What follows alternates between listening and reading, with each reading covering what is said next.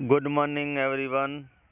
आज के इस वीडियो में हम बिजनेस लेटर क्लास 12th के लिए डिस्कस करने वाले हैं कि हमें लेटर राइटिंग का, जिसमें हमें complaint letter, job application, business के लेटर जिसमें हमें कुछ ऑर्डर प्लेस करने हैं या कुछ इंक्वायरीज है वो हमें लेनी है होल सेलर से या और भी दूसरे जितने भी कंपनीज मैन्युफैक्चरर्स है उनके बारे में, या हम बुक्स के कैटलॉग मंगवाने के बारे में। ऐसे कुछ लेटर हमारे सिलेबस में हैं, तो इनको हम देख लेते हैं कि किस तरह से लेटर पूछे जाते हैं और हम आंसर कैसे लिखते हैं। चलो आइए हम देखते हैं। यहाँ पर एक लेटर जिसको मैं रीड कर लेता हूँ। एक लेटर दिया गया है। You are Anoop, living at 7 Adarsh Nagar, Churu. You purchased a washing machine from a dealer. Write a letter for its replacement. यानी अपने आप को अनूप मानते हुए अपना एड्रेस दिया गया है 7 आदर्श नगर चूरू, और आपने एक डीलर से वॉशिंग मशीन खरीदा था। अब आपको रिप्लेसमेंट के लिए उसको पत्र लिखना है। रिप्लेसमेंट किसके लिए? भाई वॉशिंग मशीन है, उसमें कोई न कोई डिफेक्ट है, वो प्रॉपर काम नहीं कर रही है, तो इसके लिए रिप्लेसमेंट के लेटर पूछे जाते हैं। इसी के सिमिलर कुछ हो सकता है। आपने रिस्ट वॉच खरीदी हो या कोई और आइटम आपने हाउस होल्ड का खरीदा हो, उसको रिप्लेस करना हो, तो वो गारंटी पीरियड में है, तो उसको हमें चेंज करने के लिए हम ऐसे लेटर लिखते हैं। तो आइए लेटर को कैसे लिखा है। जैसा आप सभी जानते हैं, सबसे ऊपर पत्र लिखने वाले का हमें एड्रेस है वो लिखा जाता है। जैसे यहाँ पर देखिए, जो 7 आदर्श नगर चूरू, ये यहाँ उसका पता है, और ये फेज 1 है। और दूसरा एक लाइन का स्पेस देके डेट को लिखते हैं। हम इस तरह से लिखते हैं, कैसे? 13 अक्टूबर 2025 ऐसा लिखते हैं। इसमें हमें ऊपर नीचे डेट को डेकोरेट करने के लिए ऊपर नीचे एक एक लाइन का स्पेस देना होता है।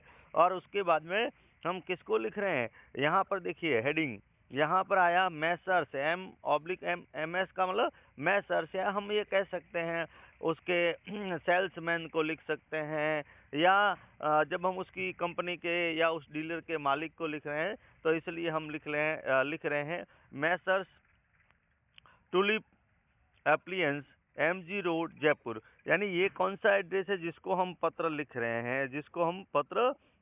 हैं, या उसका मैनेजर भी हो सकता है। हम मैनेजर भी हो सकता है कि सेल्स मैनेजर उसका है, उसको लिखेंगे, या मैसर्स को लिखेंगे और उसका एड्रेस आ गया। अब यहाँ पर भी स्पेस आएगा, यहाँ पर भी स्पेस देना है। यानी इन तीनों जगह 1 नंबर, 2 नंबर और 3 नंबर, तीनों जगह स्पेस देंगे तो आपका लेटर एकदम व्यवस्थित और डेकोरेट हो जाएगा।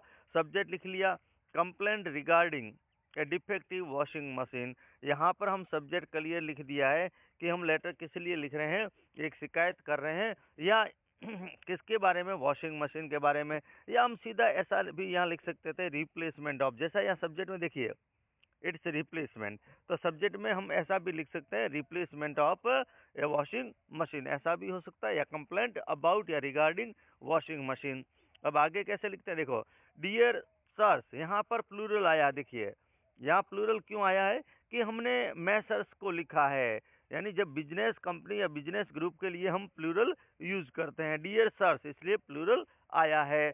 अब यहाँ आगे और इसको मैं थोड़ा बड़ा करके पढ़ लेता हूँ। देखिए, dear sir, I bought a washing machine from your showroom with a warranty of 2 years, but only 8 months have passed by and it has started troubling me। यानी 8 महीने के बाद ही इसने कुछ प्रॉब्लम क्रिएट करना शुरू कर दिया, जबकि उसका आपके शोरूम से खरीदा उस समय उसका वारंटी पीरियड कितना था? 2 इयर्स था। For a month it's dryer किसको कहते हैं? जो कपड़ों को सुखाने वाला। For a month dryer has not been functioning, ये पिछले 1 महीने से इसका ड्रायर काम नहीं कर रहा है properly, while the system creates loud noises, और दूसरा सिस्टम भी बहुत आवाज करता है। During the washing of cloth, कपड़े धोते समय, it gave me an electric shock, और मुझे एक बार तो करंट का झटका भी आया। When I switch it on yesterday, कल जब मैंने इसको स्विच ऑन किया, चालू किया। I hope you will understand the urgency of the situation, आप मेरी इस सिचुएशन को समझ रहे होंगे कि मेरे लिए ये रिप्लेस करना कितना महत्वपूर्ण है। And send technician to rectify this defect, और आप इसकी जांच करने के लिए अपना टेक्नीशियन, अपना इलेक्ट्रीशियन भेज सकते हैं और रिप्लेस इट टून। अन्यथा या तो इसको किसी आपके कंपनी के ऑथोराइज टेक्नीशियन को भेजे, या इसको मुझे रिप्लेस करके जल्दी से, मुझे जितना जल्दी हो सके रिप्लेस करके दे दीजिए, क्योंकि ये वारंटी पीरियड में है। फिर हम बिजनेस लेटर का हेडिंग किस तरह से दिखते हैं, देखिए हम यहाँ पर भी स्पेस देंगे, और बिजनेस लेटर में कोई कॉम्प्लीमेंट नहीं, कोई संबोधन नहीं, या कोई हम वेल विशेष नहीं, सीधा हम जितना हम ये लास्ट यही है अपनी समस्या के बारे में लिखते हैं कि एज सुन एज पॉसिबल, जितना भी हो मेरी इस समस्या का निवारण किया जाए, इतना ही लिखते हैं। और यहाँ जो मैंने लाइन खींची है वहाँ पर एक लाइन का स्पेस देते हैं, और योर्स फेथफुली, हम बिजनेस लेटर में योर्स फेथफुली लिखते हैं, और उसके बाद में अनूप पत्र लिखने वाला। आप सिग्नेचर भी कर सकते हैं, कहाँ पर, अनूप के ऊपर, यानी योर्स फेथफुली और अनूप के बीच में एक लाइन देंगे और ऊपर सिग्नेचर हो जाएंगे। तो इस तरह से लेटर हम लिख सकते हैं, बिजनेस लेटर, जिनका हम अभ्यास कर सकते हैं। अगला और एक और लेटर दिया गया है जिसका हम प्रैक्टिस अगले वीडियो में करेंगे। Thank you.